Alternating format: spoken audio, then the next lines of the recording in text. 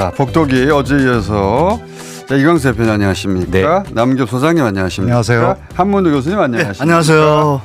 자, 세 분을 모시고 어제 유호림 교수님도 한 분 더 있는데 하필이면 행사가 있다고 하네요. 예. 배신자라고 불러놓겠습니다.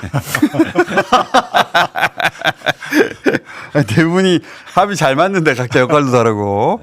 자, 어제 했던 얘기는 이제 정부가 발표한 세제안에 대해서 이제 시끄러운 목소리를 내는 사람들이 있어요. 그러자 주말에 이제 당정이 만나가지고 시끄럽습니다. 이러다가 총선 질 수도 있겠어요.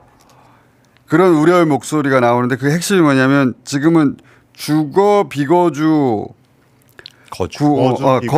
거주 비거주 이 구분하겠다 이런 게 기본 대원칙인데 이 대원칙을 흔들면 안 된다는 게 어제 나온 그렇죠. 네 분의 이야기였고 네. 예. 이거를 흔들려고 하는 것은 이 여론이 아니라 민원이다. 그로 인해 경제적 불이익이 있는 민원이다. 그 민원에 흔들려서 민주당 정책이 항상 조정 과정에서 기본 정신을 잃고 시장에 휘둘렸고 그 결과로 부동산은 계속 올라갔고 그래서 민주당 정부에서 항상 부동산 정책이 실패했다는 얘기를 들었는데 또 그 길로 가려고 하느냐. 왜 민원을 듣느냐. 그 사람들의 목소리가 크지만 소수에 불과하고. 맞아요. 소수의 민원이에요. 그 사람이 목소리를 클지언정 조중동이 대변할지언정 소수에 불과하고 네. 실제 집이 없는 다수는 목소리를 못 내고 있다. 하지만 그 사람들이 훨씬 더 규모가 크고 우리가 들어야 될 것은 그 사람들의 목소리다. 네. 여기까지 얘기하다가 그럼 앞으로 어떻게 하자는 것이냐 해서 시간이 이제 멈췄는데 자 이광수 대표님 그 이어가자면요. 일단 지금 정부에서 나온 거주하고 비거주를 구분하는 틀, 이 방향성을 보면 거주 1가구 1주택자를 기준으로 해서 거주하는 사람들한테는 인센티브를 줬어요. 이 지점이 되게 또 중요한 부분인데. 인센티브를 아예. 예, 그렇죠. 그러니까 저는 항상 얘기하지만 어떤 정책이 힘을 얻고 그리고 지속 가능성을 유지하려면 채찍도 필요하지만 당근도 필요하다고 생각합니다. 그래서 이 거주와 비거주와의 큰 틀을 유지하고 앞으로도 계속 지속 가능하게 만들려면 인센티브가 있었어야 돼요. 그래서 거주에 대해서 인센티브를 올린 거예요. 그래서 대다수의 1가구 1주택자 거주는 종부세가 줄어들거나 내지 않습니다. 이 구조를 일단 유지한다. 그다음에 큰 틀에서 당연히 비거주자한테는 일종의 세율을 올린 거죠. 세금을. 해서 세금을 더 내게 해야 되는 이 방안은 절대 훼손되면 안 됩니다. 이건 이제 기본 정신이 비거주는 당신이 실제 살려고 하는 게 아니라 이거 부동산 투기의 목적 아니요? 네. 라고 기본적으로 전제하고 그렇죠. 그러면은 세금에 있어서 불이익을 당하시오 이거 아니에요? 그렇습니다. 그러니까 지금 이재명 정부가 계속 얘기하는 건 부동산을 사는 것이 아니라 사는 곳으로 만들겠다라는 거죠. 그렇게 곳으로. 만들려면 핵심은 뭐냐면 투자나 투기 수요, 특히 투기 수요를 줄여야 돼요. 그러면 투기 수요를 어떻게 구분할 수 있느냐가 핵심이지 않습니까? 그러면 이거는 계속 얘기가 되는 거예요. 야, 투기를 어떻게 구분해? 투자를 어떻게 구분해? 저는 비거주하는 건 일단 전부 다 투자나 투기로 보자. 원칙을 그냥 정해버리죠. 그렇습니다. 그 원칙이 훼손되면 실제 투기가 아닌 케이스들이 막 얘기되잖아요. 뭐 선생님인데 발령이 났는 데부터 시작해가지고 이런 케이스들 언론들이 막 발굴해가지고 네. 그래서 막 억울하다, 잘못됐다고 말하는데 그렇죠. 그런 예외가 있을 수는 있어요. 근데 네. 그게 소수에 불과한데 이걸 끌고 와가지고 이 정책 전체를 뒤집어보려고 한다. 지금 그런 상황이거든요. 그게 문제다. 네, 네.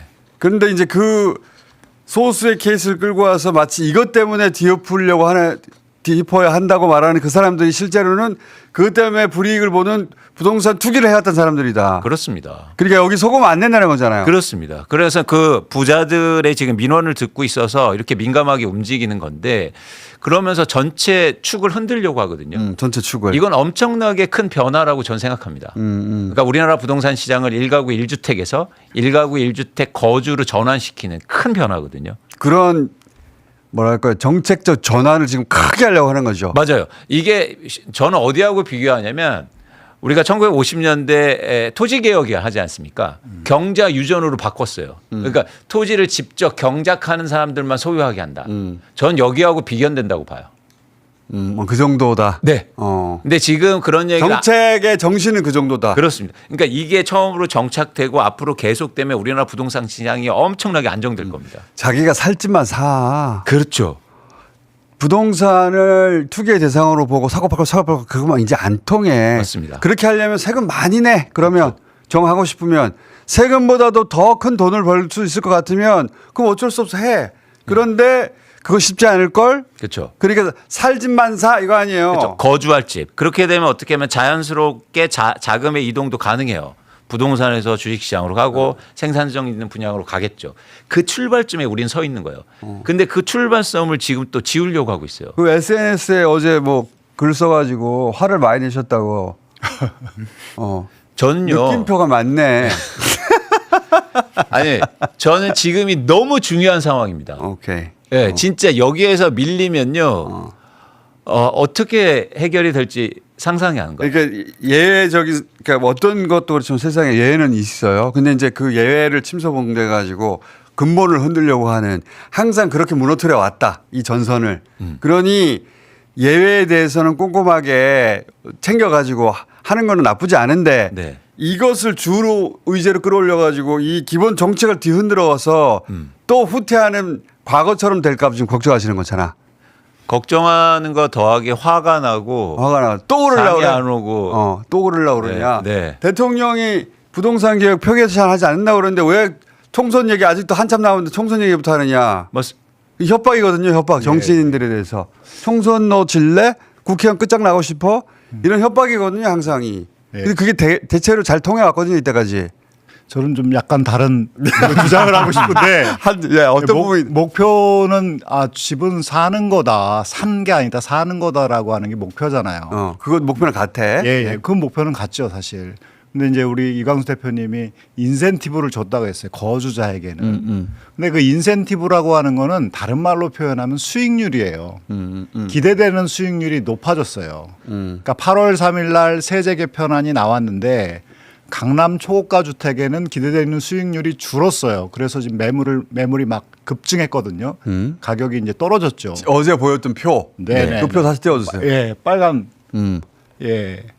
수익률이 떨어지는 지역들은. 맞습니다. 네네네. 저기는 떨어졌죠. 네. 그런데 이제 지금 파란 지역은 지금 종부세가 줄어든데요. 저 표를 잠깐 설명드리면은 종합적으로 세금의 관점에서 보니까 이거 부동산 투자에서 수익률이 떨어지네. 네네. 그런 곳들은 그러니까 종부세 증가액으로 표현했는데 빨간색 예. 이런 것들은 거래가 훅 떨어지더라. 예. 그리고 부동산 가격 떨어지더라. 네, 효과가 가격이 있다. 떨어졌어요. 예, 효과가 있었는데 지금 파란색은 지금 감세된 영역이에요. 그러니까 이게 혜택인데.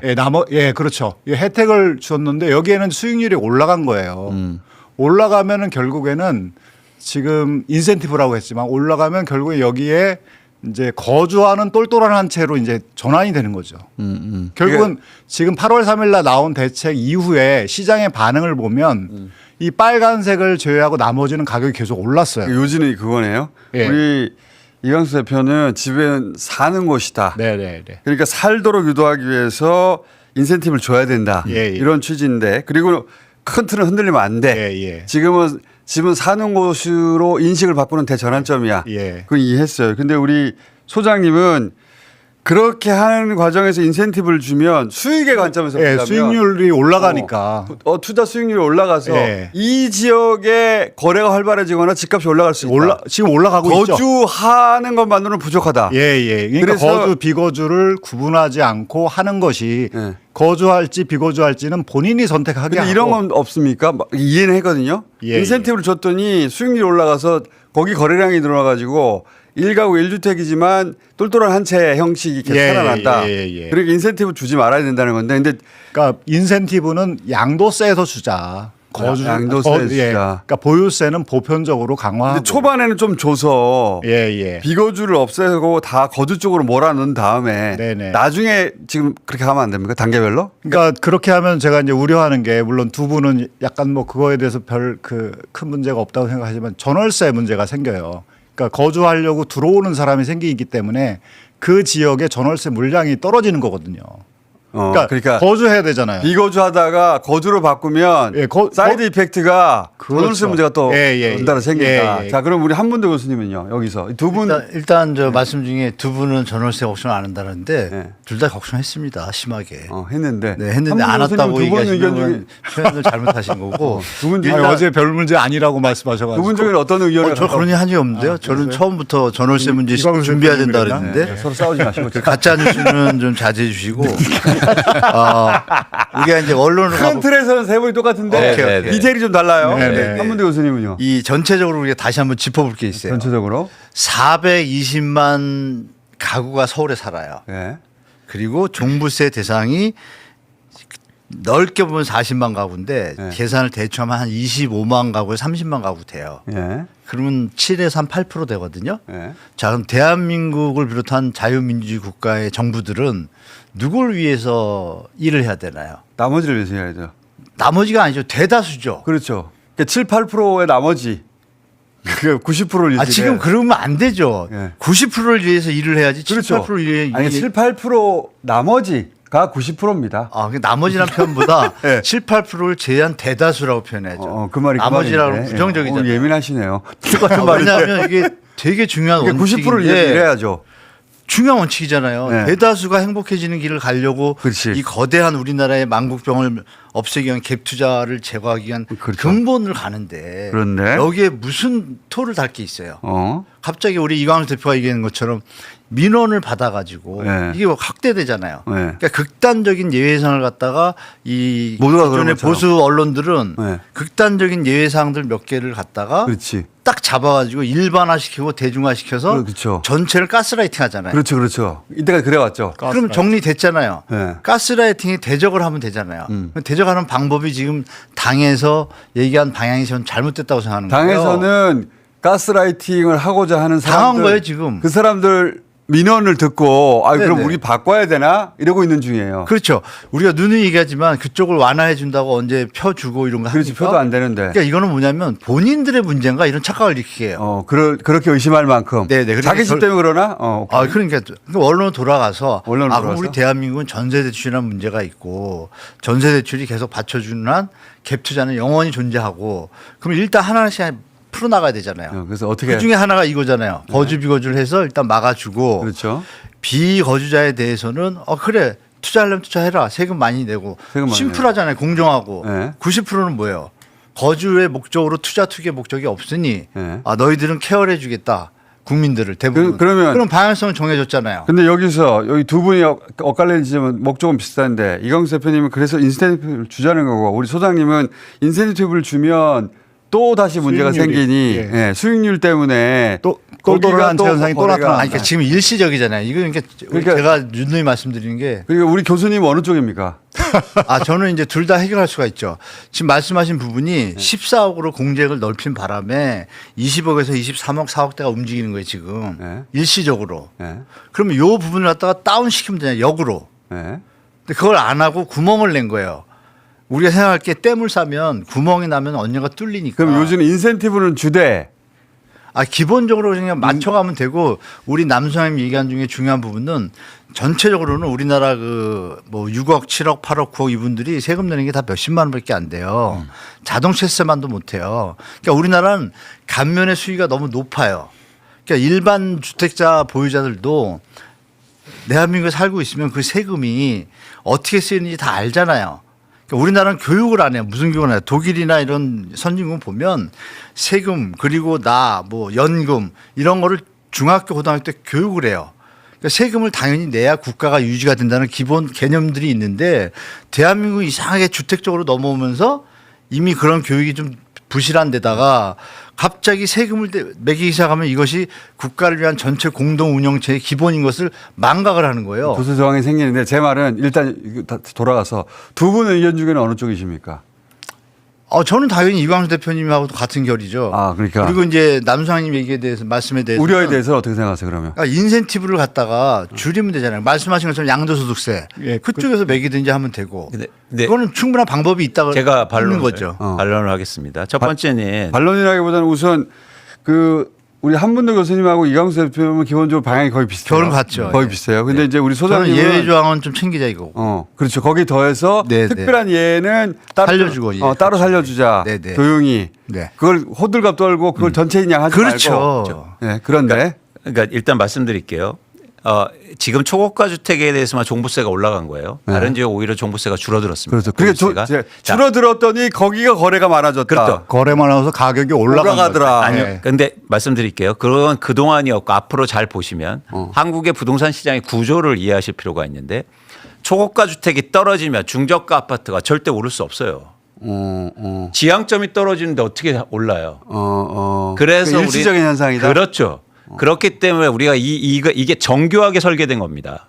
그리고 또 하나 뭐냐면 두 번째는 아까 그런 지역에 내가 살면 인센티브가 커져서 내가 스스로 들어가서 살아서 전월세 문제가 생긴다는 거잖아요. 그럴 수 있다. 근데 한문도 교수님 말씀하신 것처럼 그런 아파트들, 그런 주택의 감세 효과는 몇십만 원에 불과해요.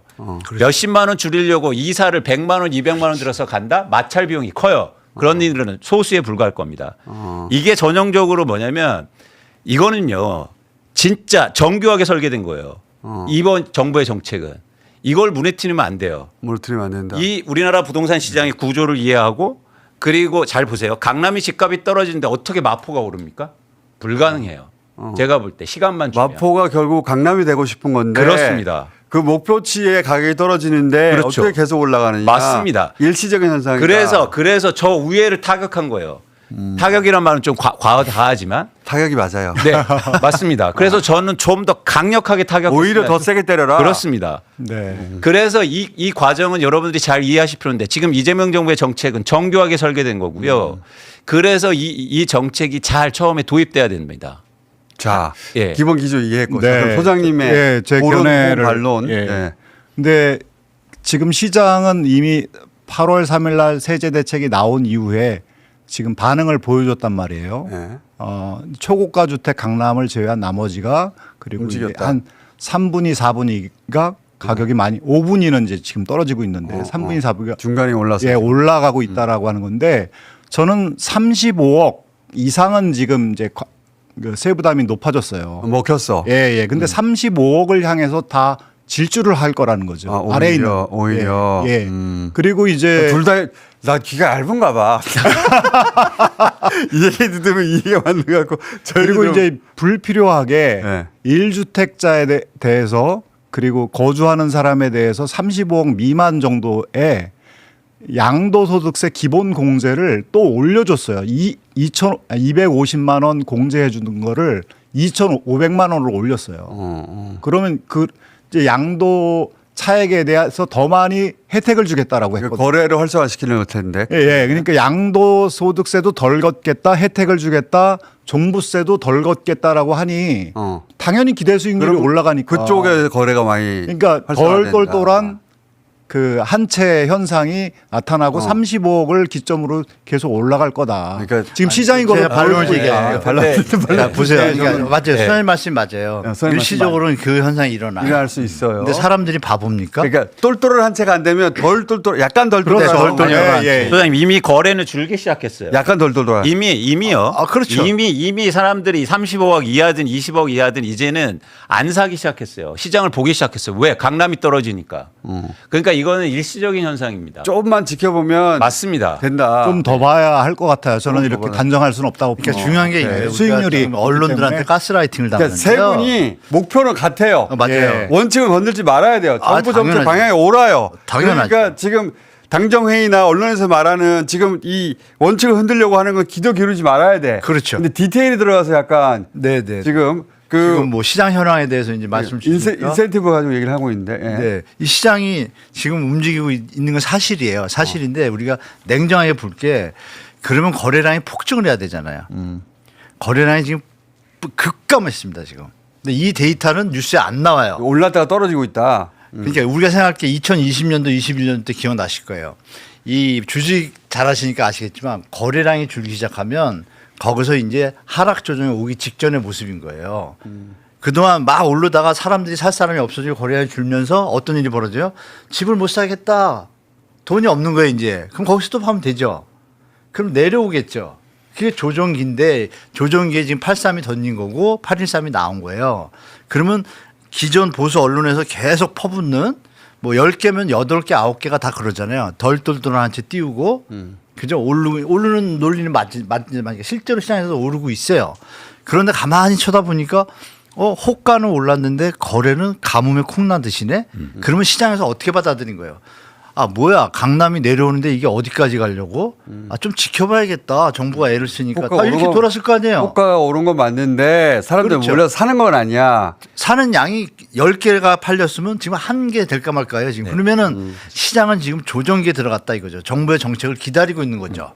뭐 이렇게 판단해야지. 그러면 다음 무조건 주면 계속 우리가 간다고 생각하시면 안 돼요. 조금 더 분명해집니까? 다음 그러니까 정도면? 이게 반대 논리가 있었어요. 그렇죠. 무슨 얘기냐면 자 강남이 오르면 마포가 오른다는 논리였습니다. 그랬었죠. 그걸로 장사를 해왔어요. 그렇죠. 수십 년 동안. 그런데 지금 예를 들어서 강남이 떨어지는데 어떻게 마포가 오릅니까? 반대로 하면. 근데 지금은요.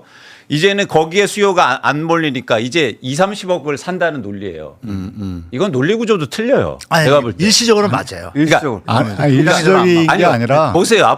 진짜 제가 장담합니다. 그리고 또 하나 중요한 게 있어요. 이거는 시간이 답을 중요한 예, 것은 예. 또 하나 뭐냐면 거주에 대해서 인센티브를 올리잖아요. 그런 순간 수요가 지연됩니다. 내가 살지 않는 아파트를 사지 않게 돼요. 그게 강력한 효과예요.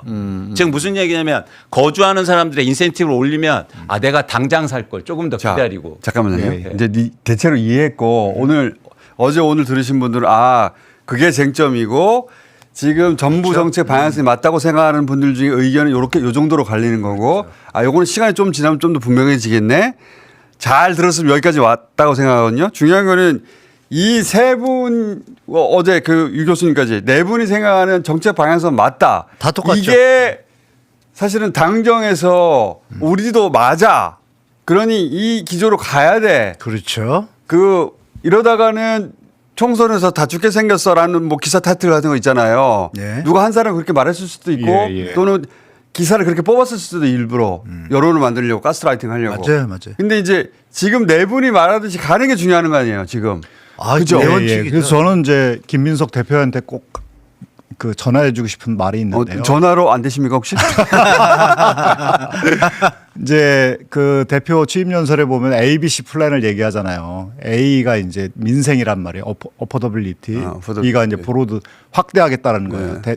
그 지지자를. 예. 그 C가 이제 컴피턴스 해가지고 이제 능력이에요. 예. 근데 지금 확대하려고 하는 대상이 종부세를 낼 수 있는 사람들을 대상을 줄여주겠다라고 하는 거예요. 근데 그렇게 하게 되면은 결국은 민생은 무너져요. 그리고 무능해져요. 근데 지금 어디 확대해야 되냐면 서울에는 지금 세입자가 더 많거든요. 50%가 넘어요. 거기를 바라봐야 되고 그리고 이제 주거가 집값이 떨어지기를 기다리고 있는 많은 사람들이 있어요. 엄청 많죠. 예. 그 사람들에게로 깊이 들어가야 되는데 지금 확대하려고 하는 대상이 종부세를 내려고 하는 사람들을 덜 깎아주겠다. 그 사람들을 제외해주겠다라고 하는 것으로 지금 가고 있거든요. 굉장히 무능한 길로 가고 있다. 네, 대통령의 의지도 굉장히 중요한 것 같아요. 예. 그러니까 이제 당에서 그 자기 지역구 생각하고 야 우리 동네 아파트 주민들 많은데 그 사람들 나 표 안 주면 어떡하지 이런 걱정할 수 있잖아요. 네, 그렇죠. 있는데 게다가 그거를 자꾸 자극하잖아요. 언론 기사로. 그렇죠. 그거 보면 진짜 그렇게 되려나 걱정할 때 대통령이 말했던 기조가 있잖아요. 네. 예. 그 기조로 다시 돌아가서 우리는 절대 이걸 흔들 수 없다. 네. 그 기본을 다시 확인해 주는 게 꼭 필요한 것 같습니다. 아니 제가 민주당 한 의원이 인터뷰 기사에 이렇게 합니다. 증세한다고 하면 주민들의 반발을 감당하기 어렵다. 그 저는요 주민이 꼭 한마디 드리고 싶어요. 그동안 민주당 의지나 부동산 개혁 의지에 믿고 내 집 마련 안 하고 기다리고 수많은 무주택자들 믿고 기다렸지 않습니까? 그렇죠. 그러면 그 사람들은 가만히 있으니까 가만히로 보여요? 집 있는 사람만 화내고 이러니까 말 들으려고 하고요? 그렇지. 아니요. 달라져야 됩니다. 이제 무주택자와 수많은 서민들의 응답해야죠. 그게 민주당의 뜻입니다. 그런데 부자들 감세해 준다고요? 용서할 수가 없어요. 자, 용서까지 그림 하나 제가 이거 용서하는 게 여기 5번 좀 잠깐 보여주시겠어요? 5번이요? 예. 자, 5번에 우리 서울에 그 지금 얘기만 하면 이분들 다 아까 흥분하고. 얘기하셨지만 보십시오. 60% 가까이가 무주택자분이에요. 그렇지. 그럼 유주택자분 빼고 무주택자 중에 그러면 저분들을 위해서 정치를 해야 되잖아요. 그렇지. 그러니까 거주비거주가 나온 거예요, 그러니까 특히. 저분들의 목소리는 언론이 안 안 타죠. 실어주니까 없는 줄 아는 거예요. 그렇죠. 그러니까 여기서 우리 당 대표분들한테 저도 전할 말이 있는데 제발 당 대표는 한 사람입니다. 한 분이에요. 네. 분들이 아니라. 그 직시하고 현실을 직시하고 네. 진짜 그 민생을 위해서 무주택자를 약자를 위해서 하는 게 정부와 민주주의의 모습이잖아요. 아니 그렇게 약속했잖아요. 약속도 하셨어요? 그럼 더 지키셔야죠. 이 정부에서는 그렇죠. 네. 그렇게 하겠다고 약속을 했기 때문에 네. 약속. 그리고 그 약속을 지키고 그 목소리에 귀를 기울여야죠. 그럼 저는 이렇게 말씀드릴게요. 우리 당 대표님 한 분이라고 그랬잖아요. 네. 그 약속을 잘 지키는 분으로 제가 알고 있는데 더 잘 지켜주셔서 대한민국의 미래를 발전시키기를 부탁드리겠습니다. 자, 알겠습니다. 예, 대통령께서는 이제 억강부양 얘기를 했단 말이에요. 예. 근데 부동산에서는 강을 누르지 않으면 약을 부양시킬 수가 없어요. 그렇지. 예. 근데 이것도 굉장히 약한 게 들어왔는데 그걸 더 약화시키고 겨우 이 정도에 예. 기사 몇 개 쳐내고 민원 좀 넣었더니 근본이 흔들려 버리면 어떡하냐 이거 아니에요. 맞습니다. 예. 예. 심각하죠, 이거. 예. 심각하죠. 저희가 여기서 또 붙들고 예. 예. 붙들고 또 흔들리면 일주일에 2번 3번이라도 하죠. 예. 그럼요. 예, 이건 그렇습니다. 중요합니다. 이거. 계속해야 됩니다. 자, 딴 데서 이거 안 하거든요. 안 하죠. 네. 복잡이가 그래서 중요합니다. 네. 딴 데서 안 하기 때문에 저희는 계속하는 것으로. 네. 자, 그리고 여러분이 많이 뭐 쇼트든 뭐든 막 퍼고 막 하셔야 될 거 아니에요. 그러니까 예? 그만하시고요 이제. 그리고 당 게시판에 댓글 많이 올리셔야 됩니다. 오늘은 여기까지 하고 네. 필요하면 벌써 이번 주에 복도길 2번 했잖아요. 3번도 할 수 있고 4번도 할 수 있습니다. 네. 자, 오늘 여기까지 하겠습니다. 감사합니다. 네, 수고하셨습니다.